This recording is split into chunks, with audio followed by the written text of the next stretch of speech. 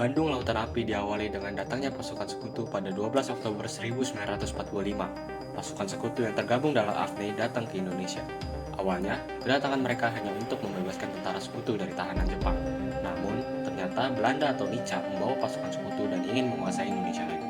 Pada 24 November 1945, Bandung menyerang markas-markas sekutu di bagian utara. Belanda pun memberikan ultimatum kepada rakyat Bandung.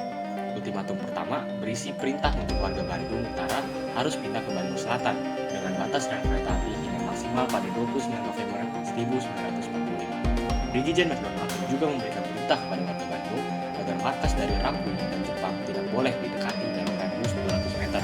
Jika tidak, mereka akan ditangkap dan dibunuh.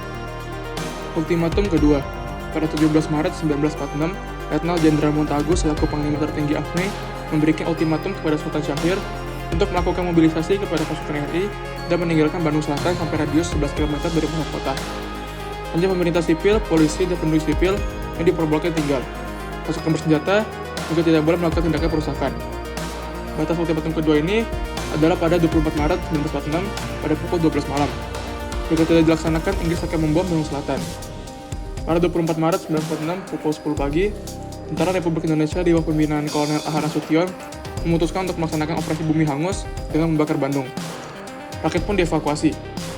Namun, rencananya tidak berjalan mulus karena pada pukul 20.00, dinamit pertama telah meledak di gedung industri restoran. Gerakan bumi hangus pun dimulai di mana rakyat yang hendak meninggalkan rumahnya membakar rumah mereka dahulu. Bandung sengaja dibakar agar sekutu dapat menggunakan Bandung sebagai markas strategis militer.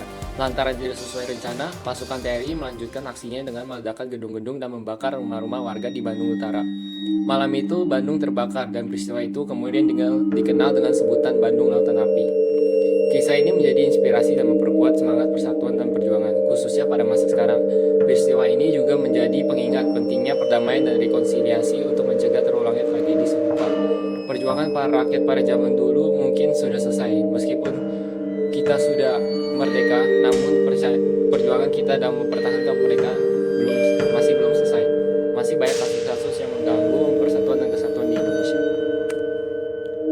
Indonesia adalah negara yang memiliki banyak keberagaman baik itu suku, budaya, dan agama. Keberagaman ini dapat menjadi kekuatan bagi bangsa Indonesia, tapi di sisi lain keberagaman ini dapat memecah belah persatuan dan kesatuan bangsa Indonesia. Ancaman untuk memecah belah Indonesia dapat berasal dari negara luar maupun negara kita sendiri. Contoh ancaman dari dalam negeri yang dapat memecah belah bangsa adalah kasus premanisme.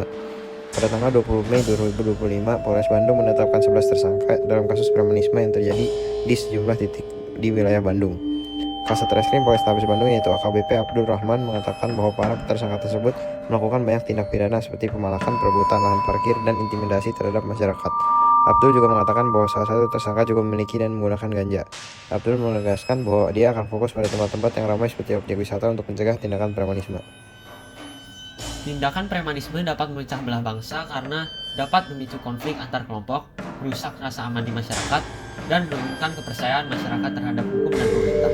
Sementara itu, ancaman dari luar negeri dapat datang dalam bentuk pengaruh budaya asing yang negatif.